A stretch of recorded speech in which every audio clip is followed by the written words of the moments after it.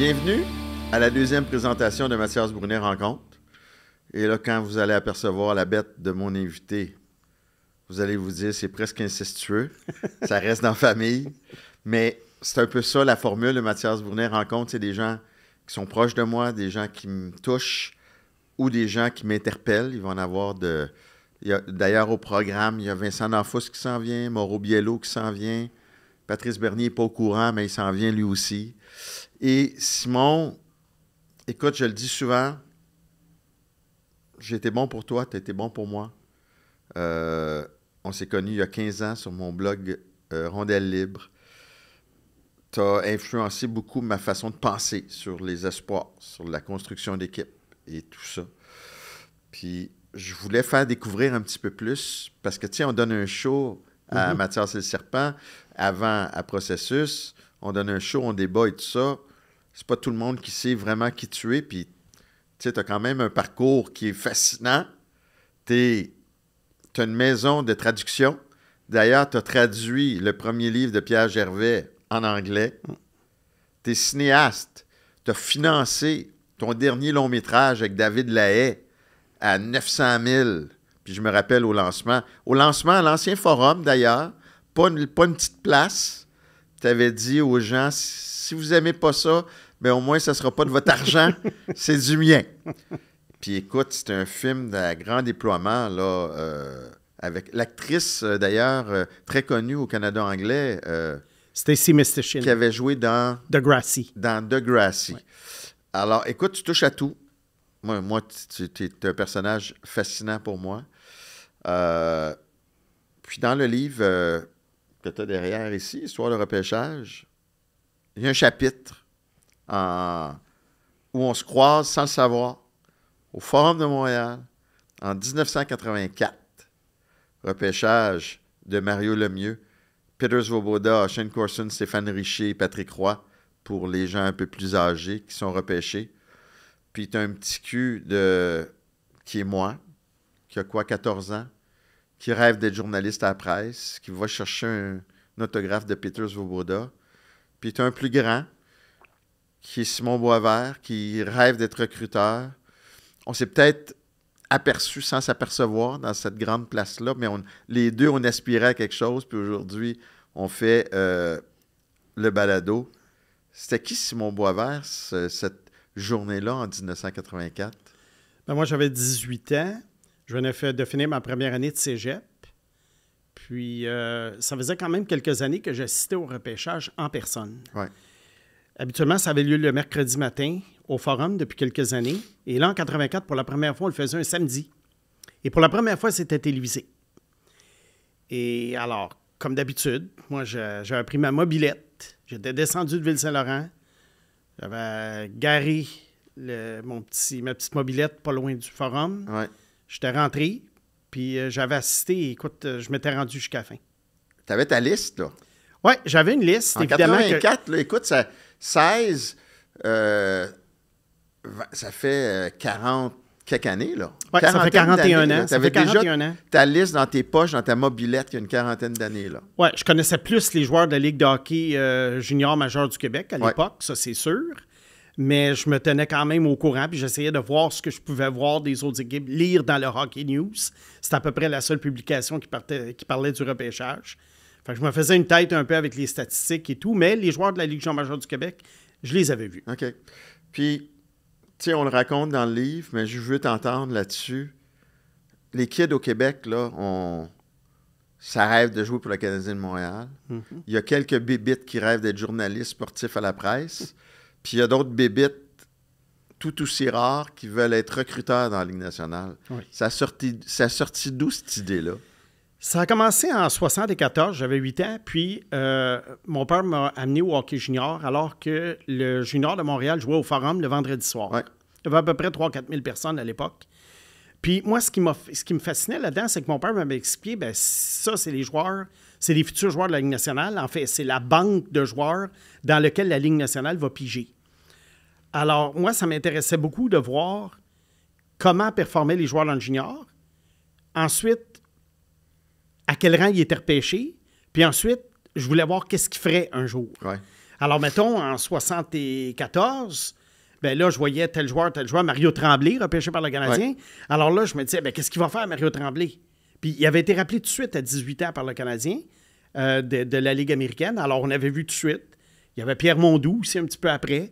Fait que, tu sais, ça me donnait une idée qui devenait bon, qui avait plus de difficultés, tu sais, à réussir.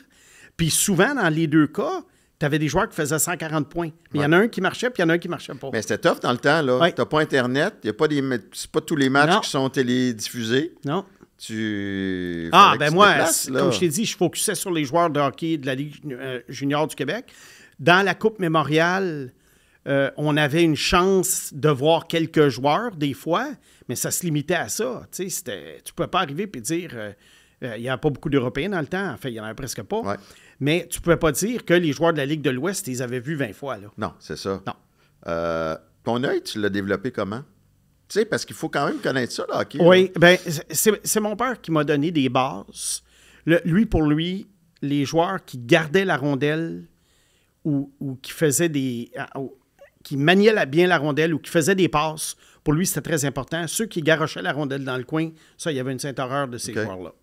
Alors, moi, c'est sûr que les mains, les belles passes, le coup de patin, c'est les premières choses que je remarquais chez un joueur. Puis ton père était dans quel... peux-tu nous le nommer puis nous dire dans quel domaine mon père, il est? Parce qu'il mérite ce bel hommage-là. Oui, il s'appelait André Brovert.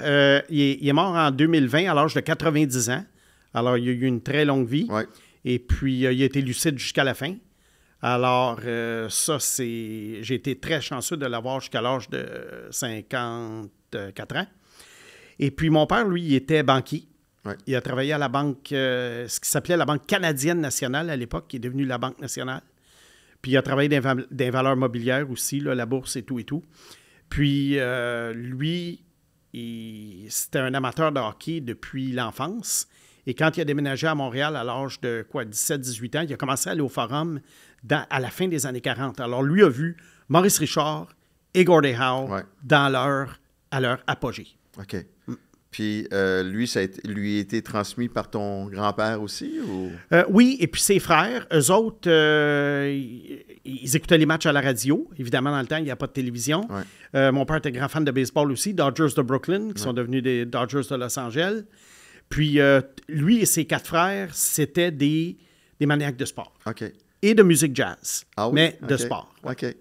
Ça, le jazz, il ne m'a pas transmis sa passion. Je connais ça, je l'ai entendu tellement dans la maison, mais à part quelques morceaux par-ci par-là, c'est pas un style de musique qui me... Fait que t'es resté proche de ton père. Jusqu'à la fin. Oui, hein? Ben oui, puis on n'habitait pas loin, j'habitais pas loin de chez mes parents. Alors, moi, mon père, ça a été jusqu'à la fin. Et la journée qui est mort, c'était pendant la COVID. Et ce jour-là, j'avais déjà promis une collaboration au 91.9 et j'ai fait la collaboration avec mon téléphone dans sa chambre, à côté de lui, alors qu'il était... Hein? Oui, il était parti. Là. On l'avait mis sur la morphine ou je ne sais pas quoi. Et j'étais habillé en cosmonaute parce que c'était la COVID. Alors, j'avais dit à Pierre Infray, qui est décédé lui aussi, j'ai dit, mon père est mourant, mais j'ai dit, je vais le faire quand même. Puis là, il dit, t'es un malade. Il dit, veux-tu qu'on en parle? J'ai dit, parle-en pas, parce que fou, j'ai dit, les auditeurs en ont rien à cirer de ça. Ils ne me connaissent pas personnellement. Ils veulent entendre parler de hockey. Fait que toi, tu as parlé de hockey. Oui, parce que c'était juste après les joueurs autonomes. Alors que ton père était... C'est incroyable quand même, là, comment tu... Oui. Ouais. Non, mais moi, j'avais donné mon engagement, puis, tu sais, mon père m'écoutait beaucoup quand j'étais à la radio. Il manquait jamais une de mes interventions. Ah oui, hein? Fait que, ça, c'est un côté qu'on ne sait pas du... Hey, t'imagines, Mathias et le serpent, processus, comment il aurait été fier de son fils, hein? Oui. Déjà, il lisait nos clavardages et puis le blog jusqu'à la fin. Il m'écoutait à 91.9 ou ailleurs. Ma mère aussi, qui n'était pas du tout une amateur de sport, mais qui trouvait que... Qui a commencé à s'intéresser parce qu'elle trouvait que je vulgarisais bien des trucs qu'elle ne connaissait pas. Sais-tu quoi? Je savais même pas ça sur ton père puis tes parents, comment c'était... Puis ça devient d'où, tu penses, le côté vulgaire? Puis moi, je le sais, là, tu sais, on vit des affaires ensemble. D'abord, grand vulgarisateur, puis quand il y a des spectateurs, tu changes. Tu t'animes, tu es un gars de show. Oui. Puis pourtant, tu es un gars quand même discret. Oui. Regarde, le showbiz, ça m'a toujours intéressé. J'ai une vidéo à la maison, parce que mon père avait une ciné-caméra. J'ai une vidéo de moi en 69. Je suis debout sur une caisse de bière, en pyjama, un micro, et puis je chante la chanson thème de l'émission de variété de Donald Lautrec le vendredi soir, Alléluia. OK. Et mon père m'avait acheté un petit drum, et c'est lui qui jouait du drum. J'ai la vidéo de ça. Ah oui? Ouais. Colin, ça aurait été bon. Oui. Là, ce qu'on fait, c'est des photos. Oui. Je demande aux invités, puis Pierre Gervais, qui a fait la première entrevue, a porté des photos, 5 photos marquantes, puis on les commente.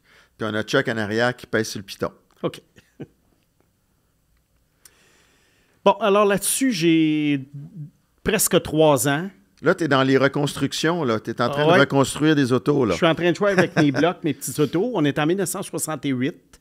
Je suis avec ma mère, qui à l'époque a 34 ans. Là, est-ce que tes camions, tu les promènes à haute vitesse? Tu fais-tu des jeux à haute vitesse? Ou... Ben, moi, j'aimais les jeux réalistes.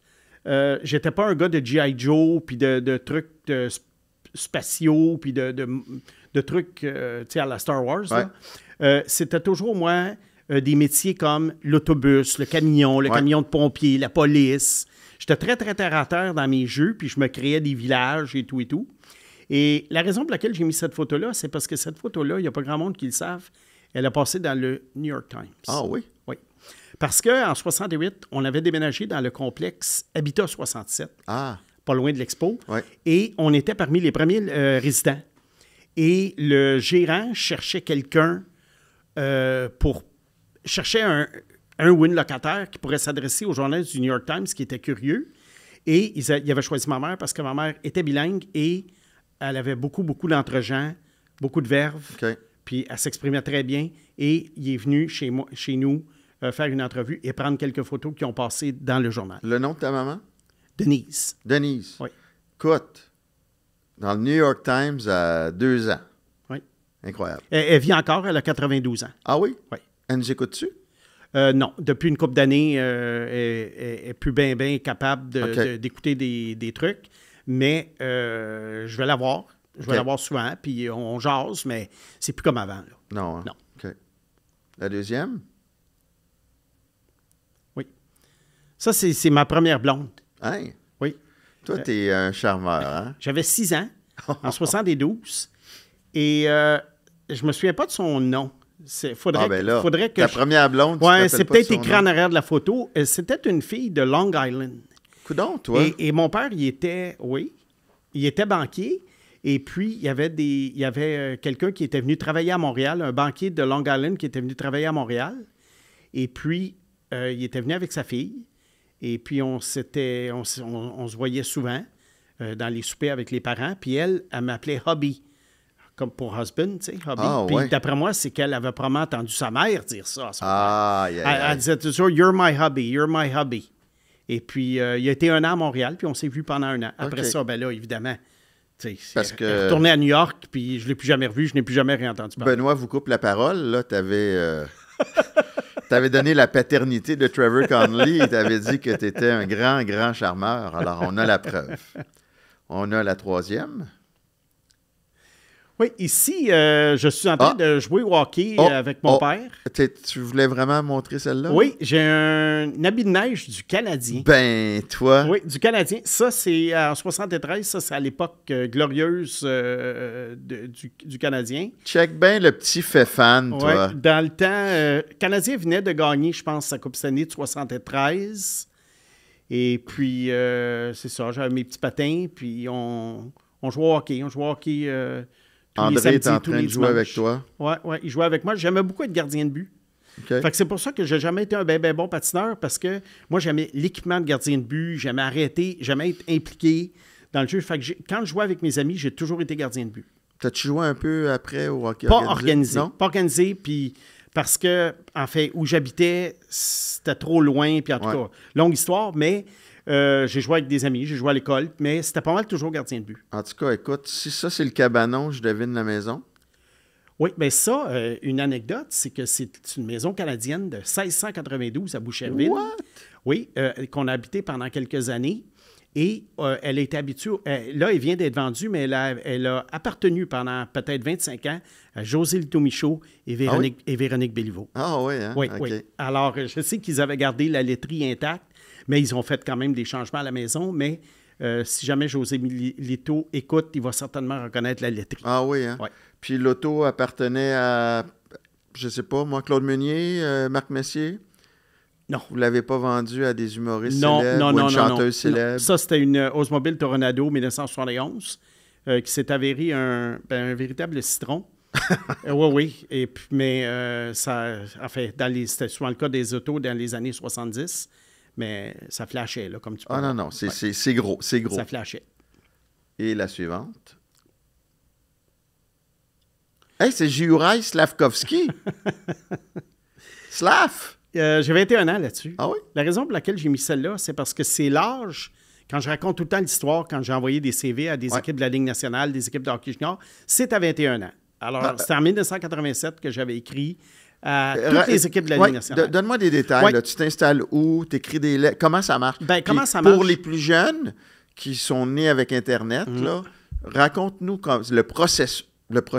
On a fait processus 2 ans. Là. Oui. Le processus. Regarde. Moi, j'allais au hockey junior tout le temps à Verdun, Laval, Longueuil, etc. Et je me suis dit, comment je peux parler à des gens de la Ligue nationale? Alors, je suis allé dans le guide de la Ligue nationale de hockey où les adresses de toutes les équipes étaient indiquées. Ouais. Le nom du recruteur-chef était là. Et là, j'ai composé une lettre que j'ai tapée à la machine. Et là, évidemment, il fallait que je la retape à chaque fois parce que tu ne peux pas faire des copier-coller. Non. Alors, et là, j'offrais mes services comme recruteur. C'était une longue lettre? Non, c'était pas très long. Ça, si je me rappelle bien, je leur disais que ça faisait 13 ans que j'allais au hockey junior et puis que j'étais tout le temps là, que j'avais un bon œil pour le talent, puis que j'aimerais être recruteur. Puis, il y avait combien d'équipes? À l'époque, il y avait 21 équipes. Fait que ça a dû être quand même long à taper toutes ces lettres-là. Là. Ça a été très long. Je l'ai fait en une journée de fin de semaine. Puis, il y a seulement une équipe qui m'a répondu, c'est Jack Button des Capitals de Washington, le père de Craig. Oui. Et puis, j'en avais parlé à Craig, d'ailleurs, l'année passée, puis ça l'avait bien ému quand j'y avais dit ça, parce que j'ai dit, ton père est le seul qui m'avait répondu. Il ne m'avait pas embauché, mais il avait quand même pris la peine de me répondre. J'avais également écrit à des équipes de baseball, parce que j'aimais le baseball aussi. Et David Dombrowski, aujourd'hui président des Phillies de Philadelphie, était directeur gérant des Expos. Et lui, il m'avait répondu, il m'avait donné des conseils. Et la chose qu'il m'avait dite, il dit, si tu veux travailler dans l'aspect sportif d'une équipe, jamais on t'embauchera. Mais rentre dans le côté administratif, puis dis un coup que tu es dedans, tu verras, tu vas te faire des contacts, ça peut arriver, ça va prendre de la chance, ça va prendre des circonstances, mais on ne sait jamais. Et c'est ce que, 15-20 ans plus tard, c'est ce qu'Alex Antopoulos avait fait. Il avait appelé lui directement aux expos, puis il avait dit, ben, je peux faire n'importe quoi. Il allait chercher les joueurs à l'aéroport. Moi, à 21 ans, j'avais... Tu ne l'as pas écouté? Je ne l'ai pas écouté. Parce que moi, je me disais, je veux être recruteur. Je ne veux pas vendre des billets, là, je veux être recruteur. Oui, mais Dave, lui, il savait, là. Voilà, il savait. Il savait. Mais Dave avait seulement 32 ans. Alors, c'était un peu mon idole dans le temps parce que c'était rare les directeurs gérants qui étaient aussi jeunes. Puis moi, je me suis dit, ben, je pourrais faire comme lui. Mais lui, comme il m'avait expliqué, il avait été à bonne place au bon moment, il avait connu du monde. Tu sais, à un moment donné, ça prend des circonstances là-dedans aussi. Mais toi aussi, tu sais, tu as quand même une tête de cochon, là. Fait que ça n'aurait pas été naturel d'aller faire du travail de bureau pendant... Tu le regrettes-tu? Ben oui, avec ma tête de 59 ans, oui, je le regrette, mais en me remettant dans ma tête de 21 ans, je sais que ça n'aurait pas marché. Je serais arrivé dans le bureau, puis 2 jours après, je serais dit, comment je peux parler au recruteur-chef? Oui, c'est ça. Là. Puis là, à un moment donné, je me serais mis tout le monde à dos, puis ça n'aurait pas marché. Mais tu t'es calmé quand même. Les écailles sont plus... Oui. Douces quand même, mais tu n'as pas perdu ta verve. Non. Mais écoute, pour ceux là, qui savent... Parce que nous, on embarque, là, Mathias et le serpent, on embarque dans le vif du sujet. On veut pas... Moi, je trouvais qu'aujourd'hui, c'était une bonne occasion de parler de toi. Parce qu'on veut pas non plus embêter les gens avec nos histoires puis tout ça. Fait qu'on parle de... Même si on est très présent puis on a des opinions passionnées, on s'efface derrière le sport. Fait que là, je c'est trouve que sûr. c'est une bonne occasion. Oui, parce que les gens ne nous écoutent pas pour qu'on raconte notre fin de semaine. Non. Les gens nous écoutent pour se renseigner sur le hockey. Puis, tu sais, nous, on s'est connus il y a une quinzaine d'années. J'avais un blog à ce moment-là. Je faisais 5 sujets par jour. Les gens commentaient, puis la partie le fun, c'était les commentaires, puis les répliques, puis les...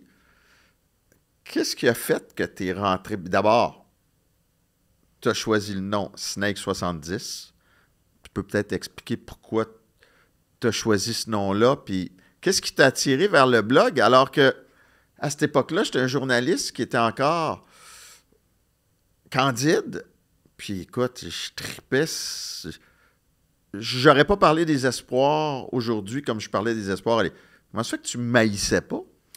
Bien, regarde, j'ai commencé à te lire dans la presse, Écoute, évidemment. j'étais plus fait fan dans ce temps. Ah, là, oui. Là, tu me Oui, taquines, mais oui, dans ce oui. temps-là, Oui, j'étais... mais regarde, je te lisais quand même depuis 1994, tu étais sur le beat, c'était intéressant, tu avais eu quelques chroniques choc, ça, j'aimais bien ça. Et à un moment donné, quand les blogs ont commencé à la presse, je lisais François Gagnon, je lisais le tien, puis je trouvais ça intéressant parce que je me disais, enfin un journaliste qui parle pas juste du Canadien. Ouais. Tu parlais des autres équipes. Oui, quand même, oui. Oui. Et là, à un moment donné, en mai 2009, tu commences à parler du repêchage qui s'en venait, c'était le repêchage de John Tavares. Ouais. Et là, on n'en avait que pour Tavares. Tavares, Sauf Bibi ici. ouais. Tavares, oui, toi, c'était Victor Hedman. Ouais. Bon, Tavares, moi, je le trouvais correct. Je me disais, c'est un futur marqueur de 40 buts, mais je le trouvais lent, puis moi, j'aimais le côté spectaculaire de Matt Duchesne. Qui te donne raison, finalement, aujourd'hui. Ben- Écoute, il y a ses meilleures années à 34 ans. Oui, mais garde, ça a été pas mal en dents de scie, tout ça. Ouais. Tavares a été plus constant, mais Duchesne a quand même eu des grandes saisons. Enfin, un jour, on fera le bilan de tout ça. Mais moi, ce qui m'avait incité à intervenir, c'est que j'aimais pas l'idée toujours du consensus. Ouais. Puis là, tous les lecteurs qui t'écrivaient, t'en avais beaucoup, qui écrivaient, puis là, tout le monde, Tavares. Ça n'a pas je me changé disais, aujourd'hui, hein, Non. le consensus. Oui, le fameux Shane consensus. Wright, là, ouais. Ouais. Puis moi, c'est pas pour aller nécessairement à l'encontre du consensus. Je suis pas allé contre Connor McDavid, là, tu comprends? Je suis pas allé contre Nathan McKinnon, comment il s'appelle? Connor Bedard? Ouais, je suis pas allé contre Connor Bedard, mais j'avais quand même mes opinions un petit peu plus... Je suis pas allé contre Macklin Celebrini. Non, c'est ça. Fait que j'ai dit, il faut que je réponde. Mais là, je viens pour répondre, mais il fallait s'inscrire. Fait qu'il fallait trouver un surnom. Fait que là, je prends Snake, puis là, j'ai dit, je vais mettre des chiffres à côté. Tout d'un coup, quelqu'un d'autre l'a pris ce surnom-là. Ah oui, il y en a Mais là, tellement qui prennent ça. Puis là, comment j'ai pensé à Snake, je ne sais pas. Mais là, j'avais écrit Snake 69. Ouais, là, j'ai dit,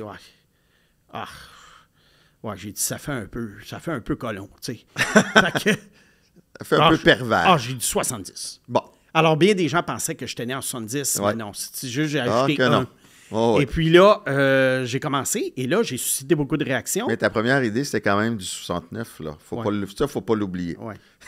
Comme Bryan Adams avec son Summer of 69. C'est ça. Fait que là, j'ai commencé à... Et là, je me suis rendu compte que j'attirais l'attention. Puis, en langage Internet, à l'époque, je me disais, est-ce que les gens pensent que je suis un troll? Ben, Ou parce que j'enrageais tellement de gens, oui. Puis moi, puis je disais que le Canadien s'en allait nulle part, puis ça a été quand même... Ça s'est avéré moi, je quand vois même. un uluberlu qui s'appelle Snake 70, qui cale au début de l'année Jeff Skinner dans mon top 10, alors que j'avais aucune idée qui était Jeff Skinner. Et là, tout le monde... Et Skinner n'a pas eu la carrière... Mais il a quand même compté 40 buts dans les... Tu sais, c'est quand même Skinner qui t'a lancé. Oui. Puis moi, à un moment donné, j'ai fait un appel à tous. J'ai dit, est-ce que c'est un gars de la Ligue nationale? Est-ce qu'il fallait qu'il y avait quand même une richesse dans le propos? Puis j'ai dit, il faut que ça soit... J'étais intrigué. Et là, quelqu'un m'avait dit comment te rencontrer. Tu n'étais pas venu à la presse me rencontrer? Bien, c'est que à ce qui la arrive, cafétéria de la presse? c'est que mon meilleur ami t'avait contacté. Oui, c'est ça. Et là, je pense que tu étais demeuré un peu sceptique. Alors, mon ami m'avait dit, je lui ai écris-lui. Ouais. Fait qu'une couple de jours après, OK. je t'avais contacté. Là, tu avais validé mon identité, évidemment. Oui, ben oui. Et là, on s'est rencontrés à la presse en octobre, à peu près à ce temps-ci, en Puis là, octobre 2020. Je vois arriver ce petit monsieur-là, discret, à la limite timide, tu sais, mais là, on t'avait pas mis micro en dessous du nez, fait que tu étais timide. Toi, quand tu n'as pas de micro, tu es quand même discret. Ben, je suis discret. Je suis pas discret. Oh, oui. Oh. Puis là, j'avais fait quoi? OK, c'est ça, ce personnage-là qui. Puis souvent, les personnages publics flamboyants sont plus discrets dans la vie. Oui. Et là, tu m'avais raconté ton rêve d'être recruteur. Et moi, mon prof d'éducation physique au cégep, Charlie Boiron, qui m'a appris, qui a été le premier à m'apprendre les bases du hockey, mais travaillait pour une équipe de la Ligue de hockey junior majeur du Québec. Puis j'ai dit, Richard, ce gars-là, je ne sais pas, là, rencontre-le, il connaît ça. Moi, je t'ai pitché dans les bras de Richard. Puis Richard est quand même un vieux de la vieille, là. Oui. Fait que j'ai dit, c'est soit ça marche ou bien il va y sacrer 3 coups de poing dans la face puis c'est fini. Puis ça a marché. Ça a cliqué tout de suite. Oui. Oui, je suis allé voir à son bureau au Cégep Bois-de-Boulogne. Cap-Breton. Oui, il travaillait encore dans le temps au Cégep Bois-de-Boulogne. Et puis, c'était Cap-Breton, l'équipe. Et puis, j'avais commencé à être recruteur avec eux. Je m'occupais des joueurs américains. Ils m'avaient confié cette mission-là. Les gars de la USHL, les gars des high school. Ouais. On avait repêché une couple de gars qui n'étaient pas venus. Puis, à un moment donné, je m'étais mêlé des joueurs européens aussi. J'en avais recommandé une coupe. Et puis, comme dont Oliver Bjorkstrand. Oui. Puis, finalement, Bjorkstrand s'est retrouvé à Seattle, dans l'Ouest. Alors, j'ai fait ça. Après ça, à un moment donné, ben là, j'ai commencé à être invité beaucoup à des trucs de radio. Je continuais à écrire sur ton blog. Puis, je trouvais que j'étais un petit peu limité dans le sens que le directeur gérant de l'époque, il m'écoutait, puis il me disait toujours « Fais attention à ce que tu dis. Fais attention à ce que tu dis. » Puis, c'est correct. J'ai rien contre ça. Puis, à un moment donné, j'ai dit à Richard, j'ai dit « Écoute, je vais continuer à t'aider dans l'ombre. Ouais. Je vais te suggérer des noms et tout, mais j'ai dit, enlève mon nom de l'organigramme. Puis c'est là que les gens ont pensé On pensait que plus j'avais de job. été congédié, c'est ça. Parce que j'ai dit, j'aime beaucoup m'exprimer dans les médias. Ouais. Alors, j'ai dit, bien sûr, si je devenais recruteur-chef ou directeur-gérant, je pourrais mettre une croix sur les médias. Mais j'ai dit, pour le moment, j'ai dit simplement un recruteur de joueurs américains. Ouais. J'ai dit, ça vaut pas ça pour moi. Il avait très bien compris. J'ai continué à l'aider. Tu as suivi Richard à Val-d'Or. Oui. Là, tu es à Gatineau. Oui. Puis là, avec des responsabilités accrues. Oui. Les joueurs américains, les joueurs européens. Exactement. Fait que tu continues. Puis moi, écoute, tu le sais, j'ai tout le temps cru en toi. Parce que là, à Gatineau, j'ai été embauché officiellement. Même comme homme de hockey, pour parler de hockey, ça a pris plus de temps que je pensais. Je comprenais pas pourquoi les gens n'allumaient pas. Puis ça a pris cette rencontre-là avec Alexandre Panton qui me dit « Hey, il serait le fun de faire des balados. » J'ai dit « Moi, si je suis pour faire un balado, c'est avec Simon. » Puis regarde, il a dit oui.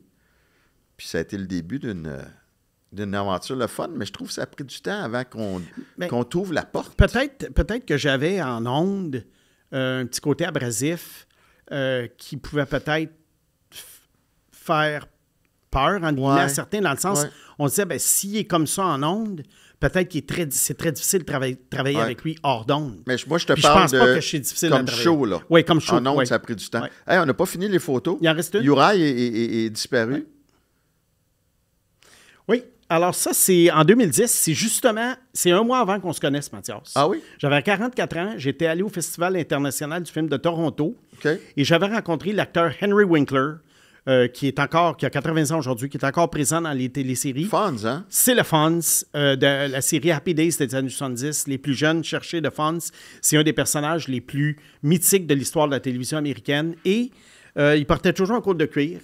Et ça m'a inspiré à m'acheter un côte de cuir à l'époque. Et puis, j'ai toujours eu un côte de cuir grâce à ce monsieur-là. Là, es-tu en train de me dire que les polos Hilfiger que tu portes dans nos balados sont vintage?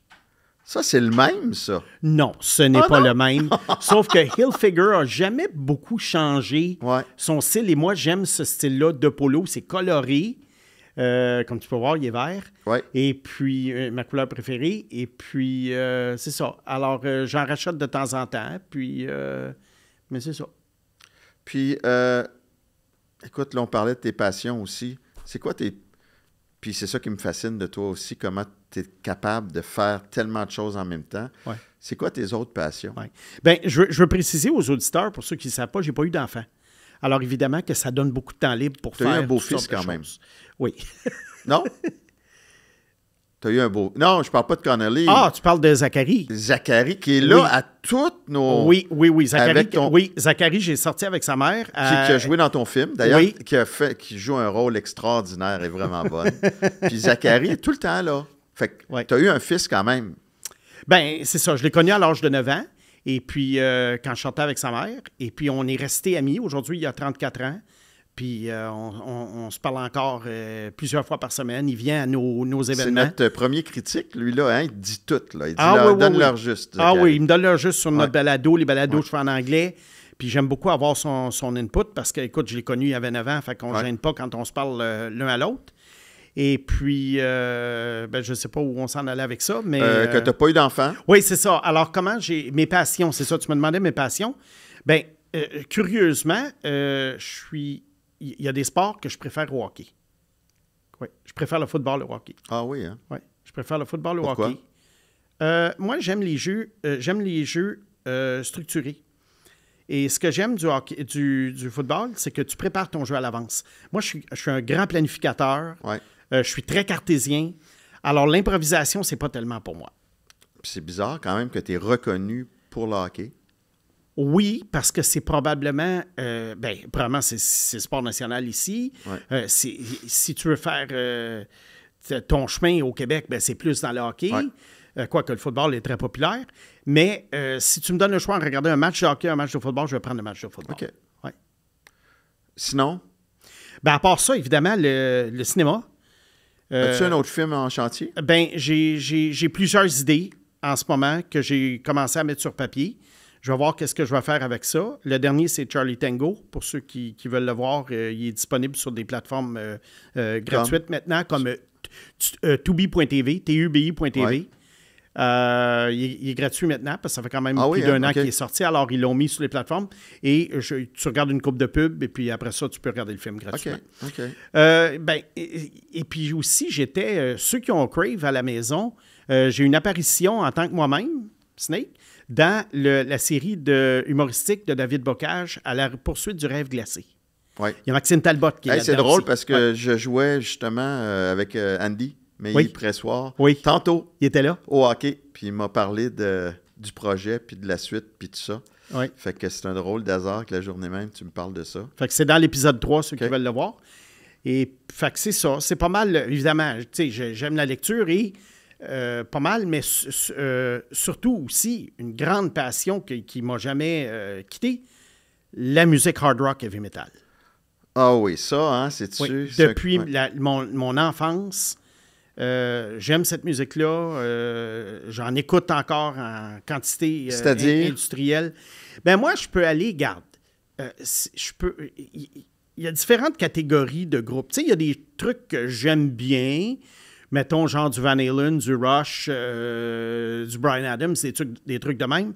Mais vraiment, les choses que j'ai beaucoup, beaucoup aimées, Black Sabbath, Deep Purple, Iron Maiden. Ah oui, hein. Et même, je suis allé dans les groupes un peu plus récents, à la Nightwish, Within Temptation. Parce qu'aujourd'hui, j'aime beaucoup ce qui se fait, c'est le métal symphonique. OK. C'est du métal inspiré de musique classique, d'opéra, OK. avec des chanteuses féminines qui ont des très belles voix. Ouais. Fait que j'ai quand même évolué. Tu sais, je suis pas resté pogné dans mon Deep Purple de 1975. Void, non, c'est... Voivode, ça, je dois C'était dire, intense. c'était intense. Je les ai vus en show dans les années 80. Pour moi, c'était trop élevé. OK. Alors, le plus élevé, moi, que je peux aller, c'est Metallica. Parce que moi, quand j'étais allé au show de Foo Fighters Oui. à l'auditorium de Verdun, ben, de voir David Grohl, qui est une légende De Nirvana, internationale, oui. et maintenant le chanteur, était le batteur de Nirvana, rendre hommage à Michel Langevin de Voivode en plein show, puis chanter My Hero en son honneur. Écoute, j'étais quand même fier là, de Ben, c'est probablement Du Québec, le là. groupe métal québécois le plus célèbre de tous les temps. Puis Grohl l'a dit, je ne ferais pas de musique si vous n'aviez pas été là. Wow.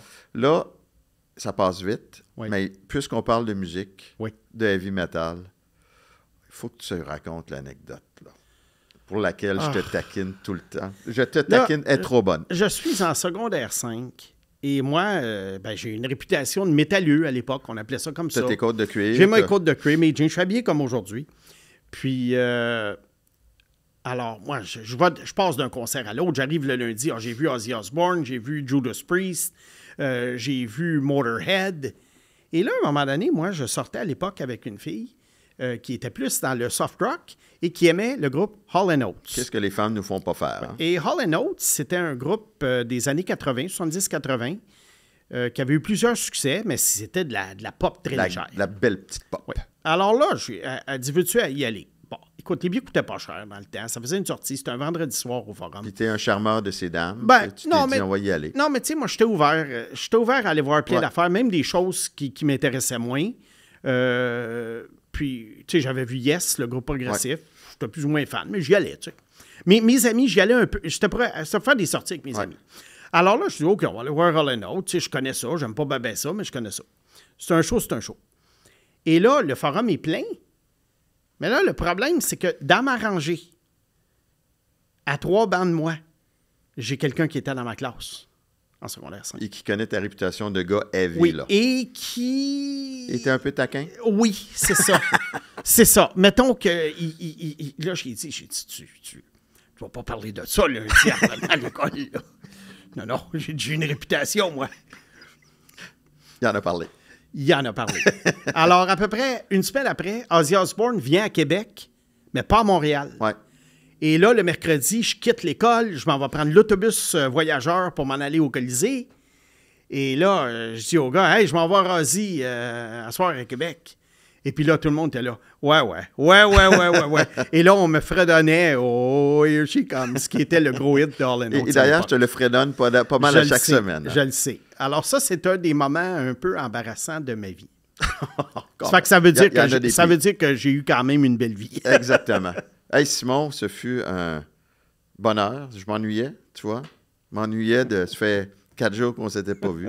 Non, mais c'est le fun. Je suis content qu'on puisse te faire connaître sous un autre angle. Je pense qu'il y en a qui vont découvrir une coupe d'affaires. Oui. Puis, ben, on se voit lundi. On chicane lundi. Oui. J'ai déjà quelques surnoms dont je vais t'affubler. Merci, mon fait fan des Sharks. Salut.